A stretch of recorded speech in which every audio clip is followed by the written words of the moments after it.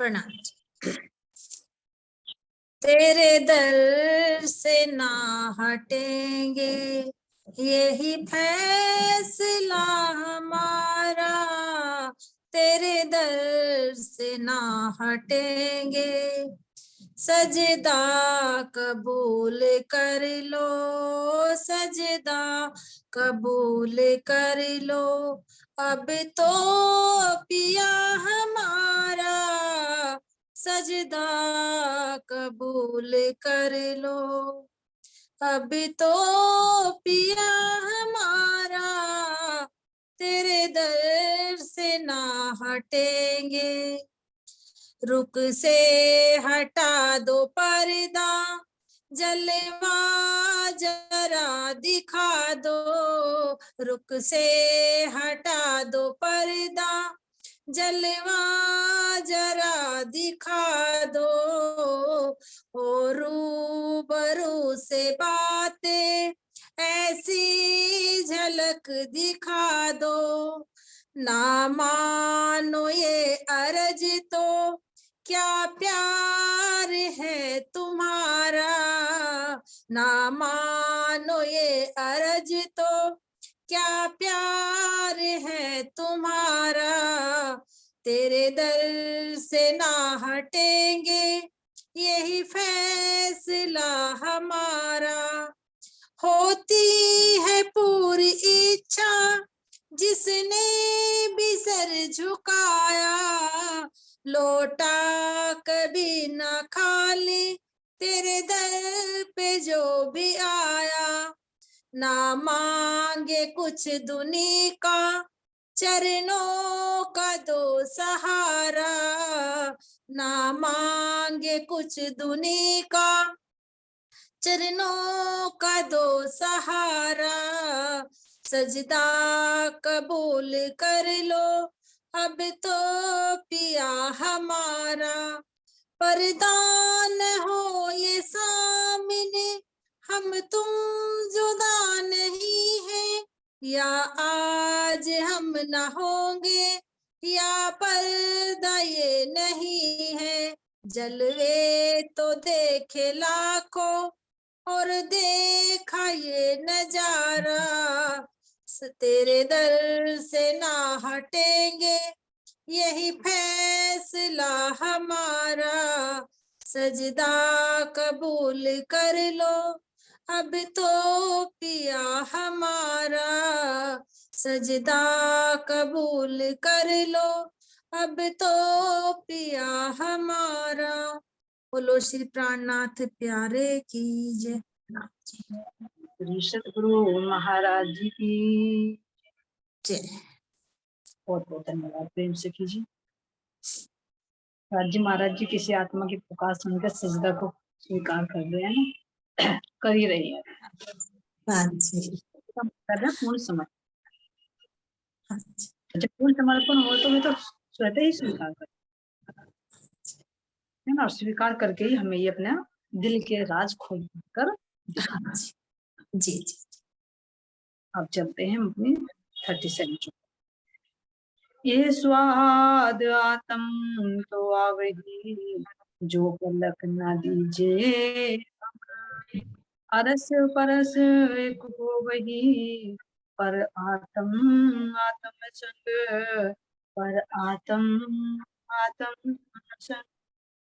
अब क्या कह रहे हैं कि इतनी सुंदर शोभा का जो वर्णन कर रही है, हमारी सुंदर शोभा है जी। कैसे हमारे वस्त्र बने, वस्त्रों के नीचे उनके ऊपर फूल, बेल, रत्न, नग जितने भी जड़े हुए हैं, तो जब आत्मा इनका स्वाद नहीं लगता, अपनी आत्मिक दृष्टि से उनको देखना कि आखिर ये कैसे प्रकट हो रही, कैसे इनके अंदर चेतनता आ रही। यहाँ के वस्त्रों पर देखे तो फूल पत्ती सब जड़ हो, लेकिन परम धाम के मेरे जब नूरी वस्त्र हैं, तो जो चेतन है फूल पत्तियां, तो उनके अंदर चेतनता कहाँ से आ रही है। और जब चेतन है तो उनको कहीं से ना कहीं से तो पोषण मिल रहा होगा। तो वे कहाँ से पोषण ले रहे हैं? वस्त्र। जी जी। वस्त्र कहाँ से पोषण ले रहे हैं? अंगों से। हाँ और जी, अंग से पोषण ले रहे हैं हृदय। राज्य के हृदय से। तो इस तरह से जब कह रहे हैं कि आत्मा इस शोभा को वास्तविक अनुभव, आत्मा को इस शोभा का वास्तविक अनुभव तभी हो सकता है जब वो एक पल के लिए भी अपनी दृष्टि इससे ना, अब एक पल के लिए भी कैसे, तो यानी कि हम यहाँ संसार में कैसे कार्य करेंगे, अगर वही दृष्टि लगा तो क्या समाधि लेकर बैठ जाएंगे। जब हम अपने संसार को भूलकर, अपने शरीर को भूलकर अपने धाम धनी में डूब जाए, तो इस कदर डूब जाए, इस कदर डूब जाए कि बाहर दृष्टि आएगी किसी भी एक की उनकी शोभा को देख, जिसको ध्यान कहते हैं। धारणा और ध्यान, धारणा तो हो गई जो नक्शे तक शोभा, ध्यान वो हो गया जो एक ही चीज पर पकड़कर उसको उतर जाए। जैसे भी बताया कि कैसे बेल है, बेल के ऊपर कैसे फूल है, फूल के ऊपर कैसे एक एक पंखुड़ी है, उस एक एक पंखुड़ी पर कैसे अनेकों रत्न जड़े हुए हैं, और उस एक एक रत्न के अंदर से अनंत रंग हैं, और उन अनंत रंगों में से अनंत तरंगे निकलती। तो ये सब क्या है, हृदय का प्रकाश है जो बाहर विस्तृत हो रहा है। तो जब आत्मा इसमें एकटक होकर देखेगी तो क्यों नहीं अनुभव जी होगा। यहाँ पर भी होता है। ये तो द्वैत का संसार, अगर तुम बहुत गहराई से किसी के बारे में विचार करते हो, उसके बारे में सोचते हो, उसकी दिल की बातें तुम्हारे अंदर आ जाएगी, ये एकाग्रता का परिणाम होता है। तो वो तो हमारा चेतन है, हमारा अपना है, अद्वैत। तो इसलिए कह रहे कि जब आत्मा एक पल के लिए भी अपनी पूर्णता को उससे ना हटाए तो उसका वास्तविक अनुभव हो जाएगा कि ये किसी, इस अवस्था में ही आत्मा, हम कह रहे अरस परस एक, जब आत्म और परात्म एक रूप हो जाएगी, 10 करण आत्म के जब एक रूप समझे, तब आत्म और परात्म के रहे न कछु, तो दोनों के अरस परस, आत्मा के अंदर परात्म चली जाएगी, परात्म के अंदर आत्म चली जाएगी, दोनों की दृष्टि एक हो जाएगी। तो अरस परस एक हो वही, पर आत्म आत्म संग जब देखे तो क्यों नहीं होगी। फिर जब उस गहराई में हम उतरेंगे और हमारी परात्म की दृष्टि ही तो आत्मा है, तो जब आत्मा उसके अंदर हो जाएगी तो परात्म कहाँ जाए। जी एक हो जाए। तो जब एक चित होकर देखेंगे तो इस तरह से ये जिसके कहते हैं कि आत्मा का अपना, अपने स्वरूप को, अपने परात्म को दी, तो कैसे एक रूपता से वो अपने में ओतप्रोत हो जाती है और परम धाम की इस शोभा का रसपान, जो ये हमारे परम धाम की दिव्य नूरमयी शोभा है, तो इस शोभा को आत्मिक चक्षुओं से ही देखा जा सकता है, जीव की दृष्टि से नहीं। आत्मा के अंतःकरण में जब युगल स्वरूप की छवि बस जाती है ना, आत्मा के अंतःकरण में जब युगल स्वरूप की छवि बस जाती है तो वह स्वयं को पर आत्म से अभिन्नता का अनुभव, अभिन्नता यानी एक रूप हो जाना, जिसको कह रहे अर्श, उसे अपने धाम हृदय में ही संपूर्ण परम धाम सहित युगल स्वरूप का अनुभव होने अपने हृदय, क्योंकि जब परात्म के हृदय में धाम धनी है तो आत्म के हृदय में क्यों नहीं होगा। तो कह रहे प्रत्यक्ष अनुभव होने लगे। अब ये देखिए यहाँ आ रहा है आत्मा के अंतःकरण, तो जीव के भी अंतःकरण है, आत्मा के भी अंतःकरण है, पर आत्म के भी अंतःकरण। तो अब इसको अनुभव कैसे करें। अब देखते हैं जीव के अंतःकरण, क्योंकि जीव क्या है, आदि नारायण के संकल्प से बना। अब जब ये जीव यहाँ क्रिया करता है तो अपने अंतःकरणों से क्रिया करता है, हाँ वो अलग है, अंतःकरण से अलग, अंतःकरणों के माध्यम से क्रिया करता है और किसके अधीन होकर, 3 गुणों के अधीन।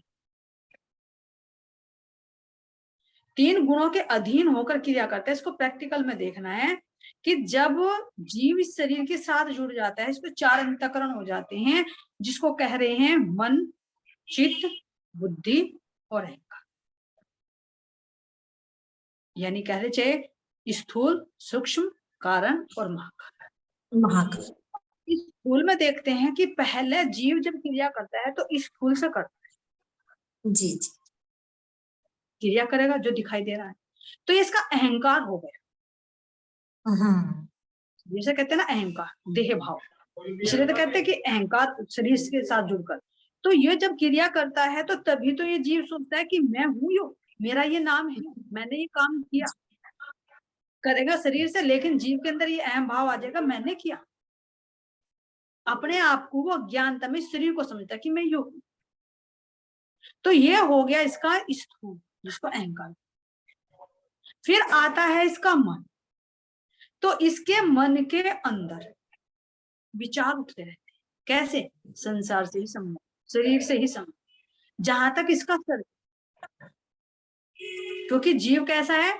सौपन अवस्था में। प्रैक्टिकल में देखो अपने अंदर, ये जीव सौपन अवस्था में। कैसे? इसका मेन पहले पॉइंट पकड़ो प्रैक्टिकल में। कैसे? जैसे मान लीजिए हमारा एक होता है जागृति का चक्र, एक होता है हमारा सौपन का चक्र। तो जब हम जागृत अवस्था में रहते हैं तो हमारा मन, हमारी बुद्धि, हमारा चित्त, हमारा अहंकार अलग तरह की क्रिया करता है। और जब हम नींद में चले जाते हैं, नींद में हमारा एक स्वरूप खड़ा होता है, तो उसके भी अंतःकरण होते हैं, उसका भी अपना एक वजूद होता है, जिसमें वो अपना एक शरीर बनाता है, नाम वही रख दिया जाता है। उसका भी अपना मन है, वो भी विचार करता है, उसकी भी अपनी बुद्धि है, वो विचार भी करता है, संकल्प भी करता है, उसका भी अपना चित्त है, जिसमें उसकी चीज अंकित होती रहती है, जिसको फिर वो पोटली बांधकर जागृति में लेकर आता है कि मैंने सौपन में ये देखा, मैं सौपन में कुछ गा रही थी, चर्चा कर रही थी, लेकिन मेरे मुख से शब्द नहीं निकल रहे थे। आता है, मैं बार बार बोलती हूँ उस चीज को, लेकिन नहीं आ पाता, यानी वो सौपन की बुद्धि जो बात बात में अटकती है। और कहाँ तक का ज्ञान होता है उसे? केवल उस सौपन के अंदर तक का ही ज्ञान होता है, जागृति का कोई ज्ञान नहीं होता कि मेरा असली तन कहाँ पर सो रहा है और न क्या। तो यो जो सौपन में स्वरूप बनता है, तो सौपन के अंदर ही ये चारों अंतःकरण क्रिया करते हैं। उनकी दौड़ कहाँ तक होती है? सौपन के अंदर। लेकिन अगर मैं नींद से जागृत हो गई, तो जागृति का मेरा शरीर अलग क्रिया करेगा, बुद्धि अलग क्रिया करेगी, बुद्धि उस पर विचार भी करेगी सौपन वाले पे।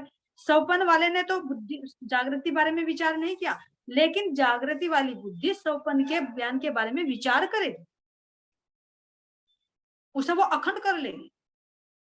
इसी तरह से जो जागृति के अंतःकरण है वे अलग हैं, और जो सौपन में हम देखते हैं उसके अंतःकरण अलग है। तो इसी तरह से हम अपने आप को समझ सकते हैं, जो जीव है ये, तो ये सौपन का स्वरूप है, और जो आत्मा है वो जागृति का। तो जैसे इसके अंदर डिफरेंस होता है कि एक सौपन में शरीर देखा है, एक जागृति में देखा है, ऐसा ही डिफरेंस हमारे जीव के और आत्मा के अंतःकरणों में। तो जो जीव के अंतःकरण है सौपन तक है, कहाँ तक है इसके अंदर? एक तो हो गया स्थूल, दूसरा हो गया मन के अंदर जो विचार उठते हैं, तो किससे संबंधित उठते हैं? शरीर से संबंधित, अपने आसपास की चीजों से संबंधित, ज्यादा से ज्यादा इस संसार तक संबंधित, यही तक विचार उठेंगे। अगर ध्यान अवस्था में भी ये उठेगा तो कहाँ तक? शून्य निराकार तक के विचार इसके अंदर उठे। फिर इसके हम ज्ञान को देखते हैं, जीव के अंदर जो बुद्धि है, तो ये बुद्धि भी कैसी है? सौपन की बुद्धि है, केवल 14 लोग ब्रह्मांड तक का ही ज्ञान अर्जित कर सकते हैं, इससे ऊपर का नहीं। जैसे भी बताया कि सौपन की जो हमारी बुद्धि होती है वो जागृति का ज्ञान नहीं रखती, जी ना, केवल सौपन तक का ही ज्ञान। तो इसी तरह से हमारे जीव की जो बुद्धि है, चाहे कितने ही ध्यानी ज्ञानी हो जाए, लेकिन कहाँ तक का ज्ञान रखेगी? केवल शून्य निराकार। और जो बिल्कुल ही सुसुप्ति वाला जीव है, तो उसका तो ज्ञान उठेगा, बस मैं क्या खाऊं, क्या बनाऊं, क्या पहनूं, कैसे करूं, घर कैसे बनाऊं, गाड़ी वाड़ी कैसे करूं, पड़ोसियों का क्या हो रहा है, उसके क्या हो रहा, ये छानबीन करते रहते, बिल्कुल कोरे जीव। लेकिन अगर कोई ज्ञानी भी बनेगा, परमात्मा को भी खोजने की कोशिश करेगा, तो कहाँ तक जाएगा ज्ञानी? केवल शून्य निराकार। सोपन का बुद्धि सोपन तक ही रहेगी, इससे ऊपर नहीं जा। तो देख सकते हैं जीव की बुद्धि जो नारायण अंग जीव से बना है, जिससे ये कार्य कर। तो इसमें जीव की अलग अलग स्टेज है। कोई बिल्कुल कोरा जीव है, खाता पीता है, कोई क्रियावान जीव है, कोई जागृति जीव भी है जो किधर को अपने आत्मा के कल्याण के लिए बढ़ता है और नारायण तक की खोज तो वो कर ही लेता है। लेकिन ज्ञान कहाँ तक का होता है उसके अंदर, इसी सोपन के। तो ये हुई जीव की बुद्धि। अब जीव का जो अहम भाव आता है, जिसको महाकारण कह रहे हैं, उस महाकारण के अंदर जो ज्ञान अंग संचरित होता है, संचित होता है उसके अंदर, तो कहाँ तक का, जहां तक की उसकी बुद्धि है जी, तक उसके पास ज्ञान है। और अगर ज्ञान से वो ऊपर उठेगा, अपने महाकारण में पहुंचता है, तो कहाँ तक का ज्ञान ले सकता है, आदि नारायण तक का ज्ञान ले सकता है। तो हम देख सकते हैं इस जीव की हर एक स्टेज से अलग अलग, इसकी जब जीव की स्थिति सोपन अवस्था होती है अलग होती है, जागृति अवस्था होती है अलग होती है, सुसुप्ति अवस्था होती है अलग होती है, और तुरिया की अवस्था होती है तो अलग होती है। लेकिन फिर भी हर जीवों की स्थिति को एक जगह मिलाकर देखिए तो सबका ज्ञान कहाँ तक सीमित है, शून्य निराकार तक। यानी सोपन के जीव के अंतःकरण सोपन के ब्रह्मांड के अंदर ही कार्य कर सकते हैं, उससे बाहर नहीं। जैसे सोपन में हमारा जीव जाता है, सोपन बनता है, तो सोपन के अंदर ही सारी क्रिया करते हैं, जागृति का नहीं, उसको बाहर। तो ये तो हमारे जीव के अंतःकरण। जी, लेकिन अब आ रहे हैं यहाँ आत्मा के अंतःकरण। अब जैसे आत्मा के अंतःकरण है, ऐसे ही परात्म जी, जी, है ना। परात्म के अंतःकरण जेति बीतत बात तेति इन आत्म के करत अंग साक्षात। हाँ, अब आत्मा बनी कहाँ से, ये भी देखना है। राज्य महाराज जी के हुक्म से, उनकी इच्छा से, उनकी इच्छा से ही तो है। तो आत्मा का जो शरीर है स्थूल कहा जाता है, तो वो स्थूल भी कैसा है, नूरमय है। उसको देखिए, जो ये अंतःकरण है बहुत सूक्ष्म है, जैसे मन है, बुद्धि है, इसको तुम जीव के अंतःकरणों को भी नहीं देख सकते। इसी ने कहा अंतःकरण जो अंदर से क्रिया करते, जैसे इंद्रिया बाहर से क्रिया करती है उनको देख सकते हो, लेकिन मन को देख नहीं सकते, बुद्धि को देख नहीं सकते। हाँ, जब वो क्रियाशील होती है तब उसको देख सकते। जैसे एक मंदबुद्धि बालक हो, एक तीव्र बुद्धि का हो, तो तुम उसे पता कर लोगे उसकी क्रिया से कि हाँ इसकी बुद्धि कैसी तीक्ष्ण है, तो क्रिया से पता लग जाता है। इसी तरह से देख नहीं सकते, तो इसी तरह से हम अपने आत्मा के अंतःकरणों का अनुभव कर सकते हैं। कैसे कि अगर स्थूल देखे तो कैसा है, नूरी स्वरूप है, यहाँ का जीव नहीं देख सकता। आत्मा ही खुद अपने आप को देख सकते और जीव को भी देख सकते, जैसे क्योंकि जागृति का है। तो रोम रोम में कह रहे हैं गुण अंग इंद्रिया सारी नूरमयी है, गुण शाश्वत है, चेतन है, आनंद से भरपूर है, दुख सुख से परे है। तो ये आत्मा का अपना स्वरूप है। इस फिर आत्मा के अंदर जो विचार उठते हैं, तो वो विचार कैसे उठेंगे, जागृति के विचार उठेंगे। उसका हमें अनुभव करना कि हमारे अंदर आत्मा कब क्रिया करती है, जीव कब क्रिया करते है, दिखाई दे सकता है। जी, जब हम अगर आसपास की चीज को भी देख रहे हैं, उसके अंदर से हमें कोई तत्व मिलता है। जो महाराज जी ने कही खोज बड़ी संसार है, साधु भाई खोज बड़ी संसार, तो खोजता है इसी संसार में। तो जो किसी चीज की वास्तविकता को देखकर विचार उठते हैं, तो वो आत्मा के विचार, जीव के अंदर विचार नहीं। जैसे भले बाजार को देखो, तुम दुनिया को देखो, लेकिन तुम एकांत में खड़े होकर देख रहे हो तो क्या देखेगा जीव, अरे ये काम कर रहा है, इसकी रोजी चल रही है, ये काम कर रहा है, इसकी रोजी चल रही है। लेकिन आत्मा के अंदर एकदम विचार उठेंगी तो उसकी दृष्टि एकदम परिवर्तित हो जाएगी। अरे देख तो सही, ये जीव कैसे नाटक चल रहा है संसार में। किसी को धामधनी ने कोई गुण दे दिया, किसी को गुण दे दिया। नारायण की चेतना अलग अलग कार्यों में लीन है, कैसी ये कलाएं हो रही है संसार, जी, जी, लोगों की जीविका का आधार है। तो वो दृष्टि भी कुछ और होती है, उसका केवल अनुभव किया जा सकता है, दिखा नहीं सकते। तो लेकिन जीव कह देता है कि अरे ये तो मुझे पता ही नहीं था, ये नया विचार कहाँ से उठा। जैसे हमारे देवचंद जी महाराज जी के अंदर कि मैं कौन हूँ, कहाँ से आई, तो वे आत्मा के विचार थे, ज्ञान नहीं है अभी, लेकिन मन के अंदर विचार उठ रहे हैं। कि मेरा परमात्मा कहाँ है, मैं कौन हूं, मैं कैसे उसको पाऊं। तो ये आत्मा के विचार है जो झलकते। तो हम देख सकते हैं, अपनी आत्मिक दृष्टि का हम अनुभव कर सकते हैं, जो वो क्रियाशील है। वैसे नहीं देख सकते, जब आत्मा क्रिया करेगी तब दृष्टि हो सकती। तो ये आत्मा के जो अंदर विचार उठते हैं, तो ये सत्य विचार उठते हैं, क्योंकि आत्मा सत्य है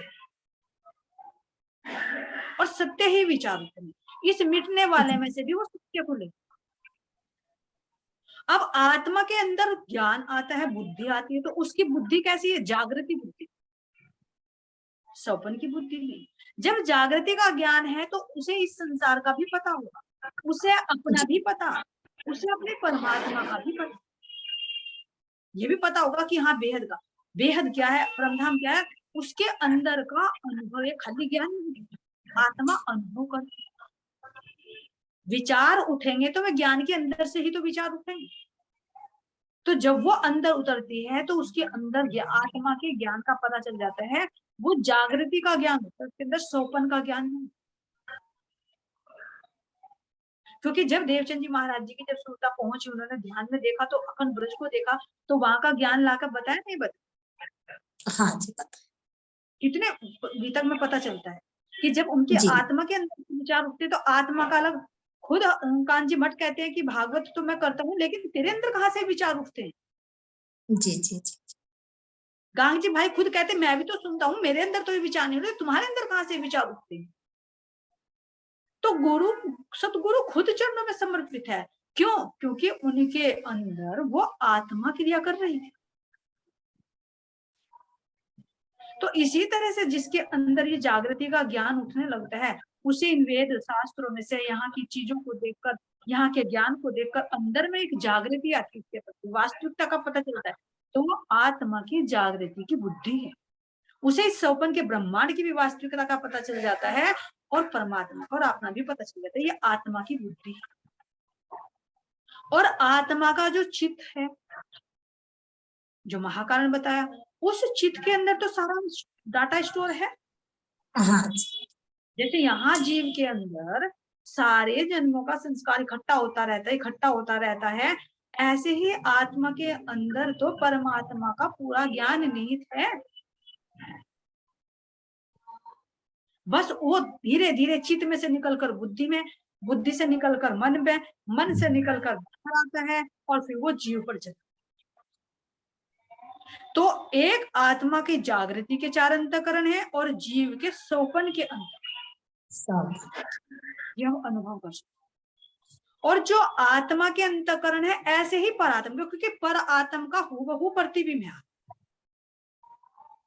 तो पर आत्म के अंतःकरणों में भी यही चीजें होती है, जागृति के विचार होते हैं, जागृति का ज्ञान होता है, जागृति का ही नूरी स्वरूप होता है, और उसके चित्त में वो ही बसा होता है जो धामधनी के हृदय में है। क्योंकि हम आत्मा भी तो धामधनी का ही अंग है, उनके ही हृदय की किरणें हैं। तो जो उनके हृदय में है, जो परमात्मा के अंतःकरण में है, वही हमारी पर आत्म के अंतःकरण में है। जो परात्म के अंतःकरण में, वो आत्म के अंतःकरण में है। तो आत्म के अंतःकरणों को हम अनुभव कर सकते हैं जीव के अंतःकरणों को देख।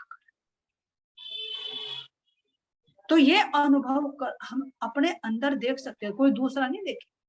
दूसरे को थोड़ी झलक आ जाएगी हाँ कि ये अलौकिक विचार कहाँ से, लेकिन फिर भी हम अपने अंदर देख सकते हैं कि मेरे जीव के अंतःकरण कब क्रिया कर रहे हैं, उनके अंदर क्या विचार उठ रहे हैं, मेरी आत्मा के अंतःकरणों में क्या क्या विचार उठ रहे हैं, कब वो क्रियाशील हो रही है। तो यहाँ जीव के अंतःकरणों को नहीं कहा, जीव के अंतःकरण तो निष्क्रिय हो जाए। कैसे हो जाएंगे?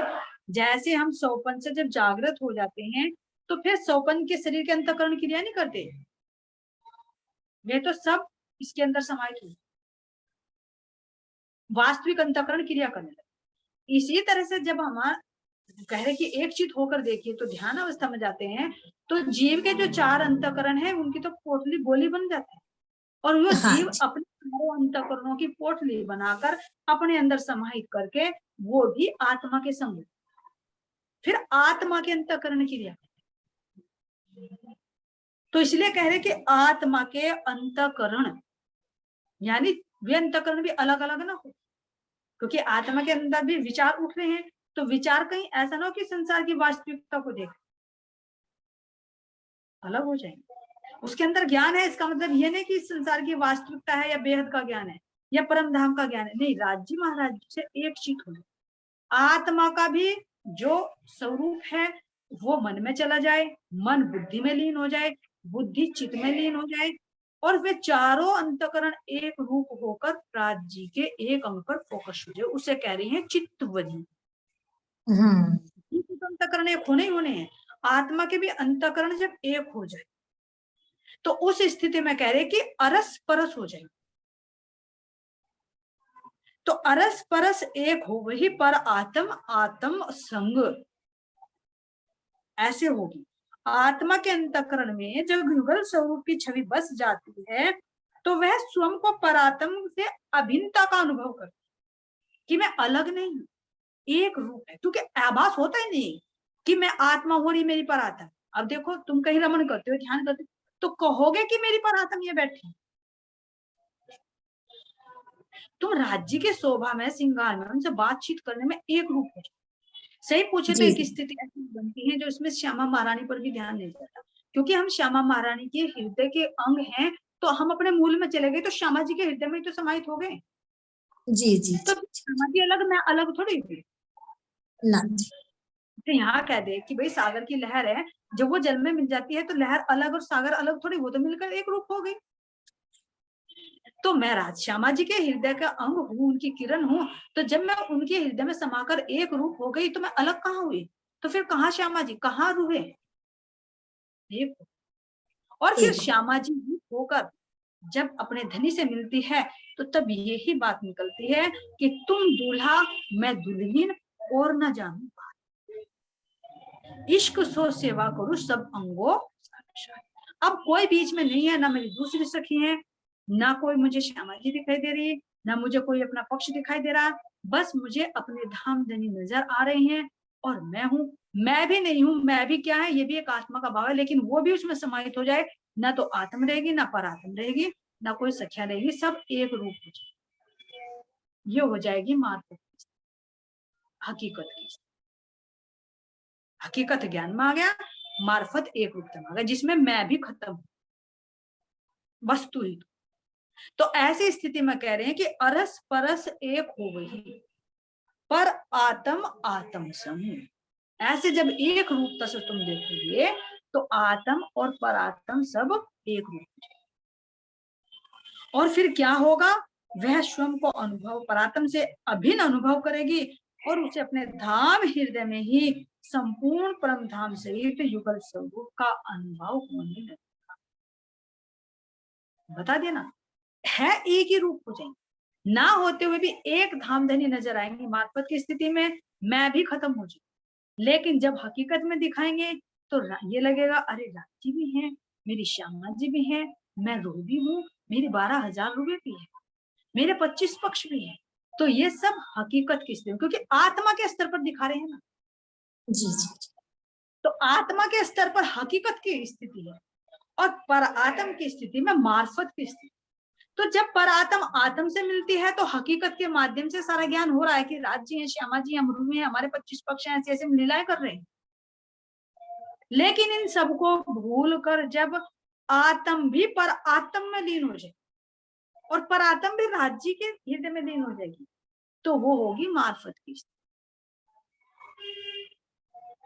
लेकिन धामधनी हमें यहाँ मार्फत भी दिखा रहे हैं, उसकी झलक भी दिखाते हैं कि कैसे हैं, लेकिन सुख हमें क्या दे रही हैं, हकीकत के माध्यम से। हाँ जी। जिन सुखों का हमें पता नहीं था, हाँ तो इस हकीकत में हमें मार्फत का भी अनुभव करा रहे हैं, लेकिन मार्फत में हकीकत का अनुभव नहीं। तो इसीलिए तो कह रहे हैं कि इलम देवे कई सुख और इश्क करे गर्क। जी जी इलम के माध्यम से धामधनी में अनंत प्रकार के सुख दे रहे, इस संसार के भी, आत्मा के भी, ब्रजराज के भी, धाम के भी, अपने हृदय के भी, अपनी लीलाओं के भी, अपने शोभा श्रृंगार के भी। और इश्क क्या करा, इश्क करे गर्क, इश्क तो केवल उसमें डुबोकर एक रूप कर, कहीं लज्जत देता, इलम देवे कई लज्जते, और इश्क करे गरक, यानी वो एक रूप।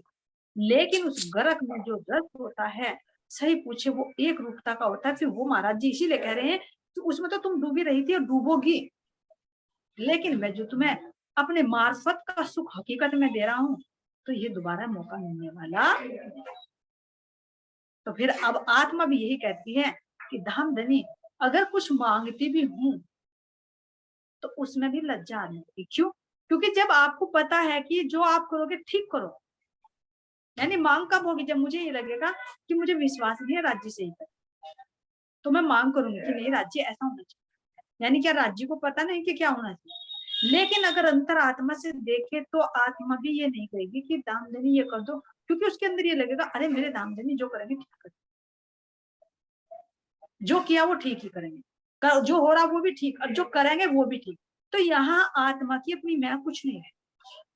तब होता है कि हम तो हाथ उनके और हक के हाथ इत हमारा प्याजी जो जानो तो करो खसम। तो ये है आत्मा का पूर्ण समर्पण। जब विश्वास हो जाए, उसे विश्वास है ना आत्मा को कि मेरे धामधनी जो भी कर रही है ठीक कर रही है, ये विश्वास है और ये समर्पण भी जब आए, फिर आत्मा की अपनी कोई इच्छा नहीं होगी। से पूछे तो ये भी नहीं होगी कि मुझे अपना परम धाम दिखा, मुझे अपना दर्शन दे, मुझे परम धाम में बुला लो, इस जीव संसार को खत्म कर लो, इतनी भी इच्छा नहीं रहेगी। ये है समझ। तो कहने में और करने में बहुत है। ये ऐसे थोड़े कह दे इंद्रावती ने जो जानो तो करो कुछ। तो ये स्थिति बनी क्यों? क्योंकि जब पूर्ण विश्वास और पूर्ण समर्पण हो जाता है तो तब आत्मा के अंदर से ये विचार उठते हैं, नहीं तो कुछ ना कुछ उथल पुथल चलती रहे कि धामधनी ऐसा कर दो। संसार की इच्छा करोगे कि संसार में ऐसा हो जाए, ऐसा करो, आत्मा के स्तर पर मांगोगे हे राज्य मुझे दर्शन हो जाए, हे राज्य मुझे परम धाम दिख जाए। ये कब है? यानी हम आत्मा को भी विश्वास नहीं है अभी कि राज्य जो कर रहे ठीक कर रहे, जब समय आएगा वो अपने आप दिखाएंगे। यानी पूर्ण समर्पण नहीं है, मैं खड़ी हुई है। मैं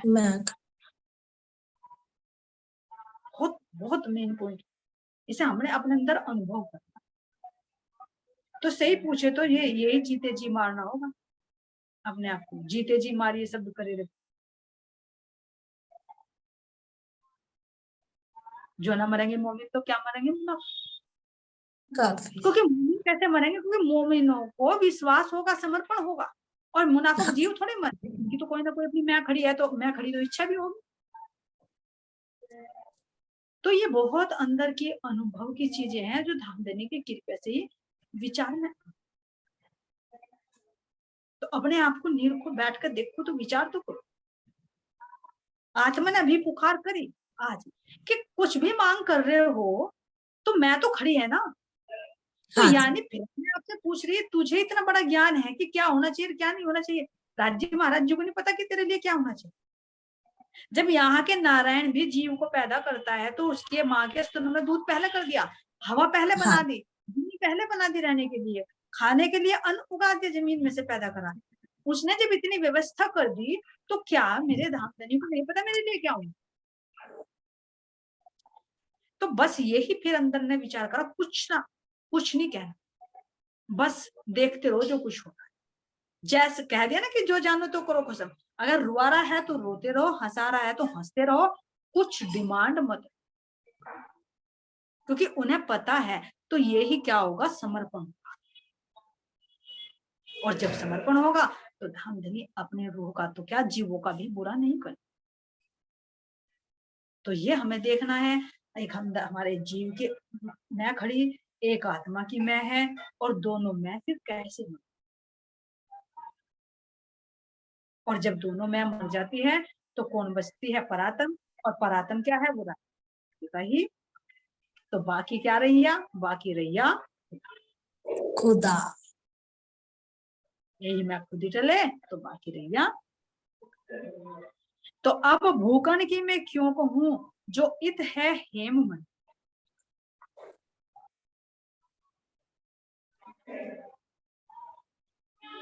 अब भूकन की मैं क्यों कहूं जो इत है हेम मनी, कई विध की इत धात है, नग जात नाही गिनी। अब मैं परम धाम के आभूषणों की शोभा का वर्णन कैसे करूं? अब आभूषण, अभी तो वस्त्र दिखाए हैं, अब आभूषण। आभूषणों की शोभा का वर्णन कैसे करूं जो सोने से जड़े हुए जवाहरातों से बने हो। सोने से जड़े, सोना कैसा? एक दिल्ली का प्राण। जवाहरात क्या? गुण। तो जो सारे गुण एक दिल्ली में पिरोए हुए हैं, सोने के तार में पिरोए हुए, तो वे सारे गुण कैसे एकत्रित होकर सुंदर हारों के रूप में, बाजूबंद के रूप में, चूड़ियों के रूप में, मुद्रिकाओं के रूप में, चरणों के आभूषणों के रूप में, कितने कितने सुंदर आकृतियां लेकर ये सुशोभित। निज धाम में अनंत प्रकार की नूरी धातुएं हैं, नूरी नगों की गणना हो पाना तो संभव ही। तो अब देखिए, विचार करिए, कई विध की इत धात है, कई विध की धात है, नग जात नाही गिनी, नग भी गिने नहीं जा सकते। अब मूल में देखोगे तो मूल मिला में 4 धात बताई, हेम कंचन चांदी, और 12 नग बताई, जब उनको मिलाकर पूरे 16 बताए। लेकिन अब यहाँ क्या कह रहे हैं? अनेक विध की धातु, 4 में से अनंत बने। यहाँ पर भी कोई ये तो नहीं 4 ही धातु, अनंत धातु, और अनंत ही क्या कह रहे हैं? नग। यानी जब विस्तार होता चला जाएगा तो ये अनंत, यानी मूल में 4 धात 12 नग दिखाए गए हैं, लेकिन अब जो वर्णन कर रहे हैं आभूषणों पर और फिर वनों में, नहरों में, जितने भी आगे विस्तार बढ़ेगा, यहाँ पर अनंत की संख्या हो।